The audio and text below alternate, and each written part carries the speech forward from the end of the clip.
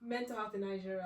So I was literally watching this video of this woman being dragged out of an airplane by security and all that stuff, and you could just tell that, you know, she wasn't all there, because this is a girl with, you know, great nails, braided hair, eyelashes and all that stuff. She looks like, and all of a sudden she's acting like this. Like, usually if she's like, say, what's it called? Sorry. So when I started thinking, I was like, this woman's having an episode, because she really came in this airport with her nice nails, her nice outfit, all that stuff, and then maybe something happened when she stepped on that plane that just triggered, or something, an episode just happened. And like, I understand them dragging her out because she's causing a commotion and all that stuff, but it just made me like wonder. So after all this commotion, what's going to happen to this woman after you've dragged her out? What is the next step? Is she going to get arrested? Because I was doing some research, and she's now banned from the airport. I'm just like, oh, is that like?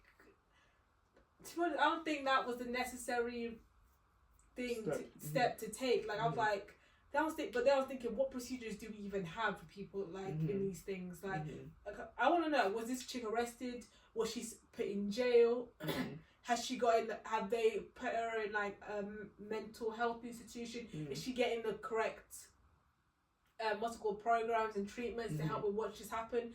And it just got me thinking. I'm just like, it's always like having a breakdown or suffering of mental health in Nigeria. Like, what happened? Especially if they don't have like family that will be able to take the lead and figure out what the next step to do. Like, if someone's just having a breakdown, like, what is it? Like, at least here in the UK, you know, if someone's having a breakdown, there's a number to call. Someone will come and, you know, try and help. Like, even the police will come and try and de-escalate the situation and put them in the correct program, all that stuff. But I'm just wondering, in Nigeria, what do we have?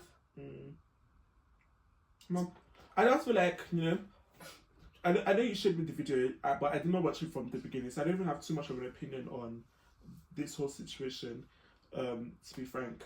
But I think I saw a headline saying that the girl did end up going to, like, she ended up being arrested and they put her in jail and something like that. I don't know if she's out yet. By the time this episode comes out, circumstances could have changed and stuff like that. But yeah, I did see all of that. But I feel like when it comes to the larger conversation you're trying to bring out this about mental health, especially when it comes to Nigeria, like, I think it goes without saying, Nigeria is a long way off from being literate when it comes to mental health. Like, it's not a topic that, you know, we really are outwardly speaking about, to be frank. It's outwardly spoken about in Nigeria. And things that, because you know, mental health is not necessarily, how would I put it, a condition where not like, it's more of an inward thing. Do you understand? And like, when people cannot see something, it's hard for them to comprehend how to navigate it. Do you understand? And like, when somebody has a wound, you know, okay, I need to treat that wound, that kind of thing. When somebody has a sickness, I need to treat that kind of thing. But this kind of condition, where it's like more of an inward thing, it's harder for people to, especially in Nigeria, where people are not informed about the topic, you know, on a large scale. People are not talking about the topic, and that's another thing. I feel like our culture is also, because like we're very big on when it comes to mental health, yeah. Like, I feel like Nigeria, we were at a place where it's like, either you're sane or you're mad, that kind of thing. So it's like, and nobody wants their child, their family member to be in that mad sector. And be labelled in that mad sector. Do you understand? And obviously that is not the case. They're not mad. But it's like, because people are not literate when it comes to this topic, it's either your child is sane or the child is mad. Like, exactly, all these spiritual kind of things, that kind of thing. So because of all those stereotypes, all those kind of stigmas, you know, we have avoided having those conversations. You know, Nigeria has avoided having those conversations. They've avoided being educated about it. Of course, you know, it is getting better, but we're very far way off from, you know, being very informed and educated on a large scale, so that companies like as big as an airline are able to navigate such an issue like this. Do you understand? So it's not, sadly, it's not shocking what has happened here. No, to be frank, it's not shocking, because that is just sadly the way a lot of, you know, Nigerians look at mental health.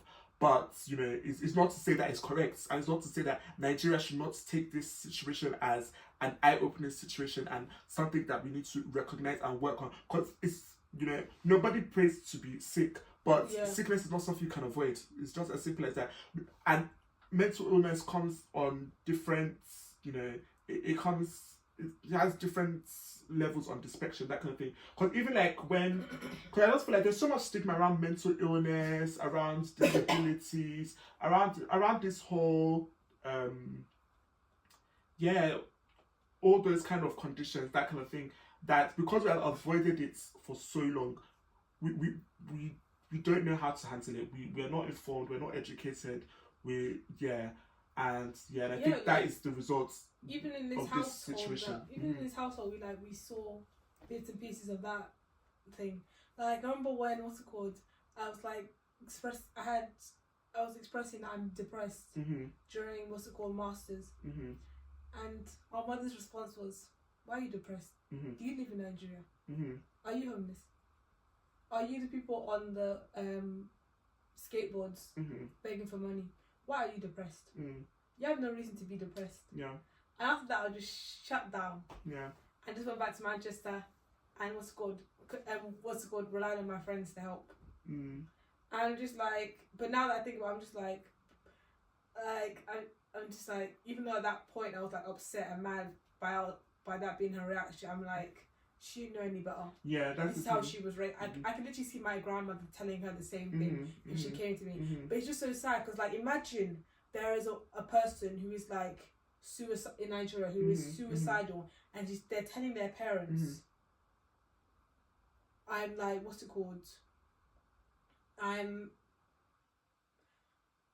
I'm feeling this way. And like one wrong message, it could just like make that person be closed off, shut down, and may not even seek help. So it's like, it's really dangerous. I think it's definitely dangerous for people to remain uninformed, and I think, you know, that whole interaction with mommy, like, is telling of, I feel like, as much as yes, Nigeria has a long way to go, even on a global scale, you know, the whole world still has a way to go. I feel like it's only with this our generation, and only recent. I don't think in the 90s they were having conversations about, you know, mental health and all these things. So, and that is on a global scale. Talk less of a country like Nigeria, that, you know, there's still a way to go when it comes to education, things like that.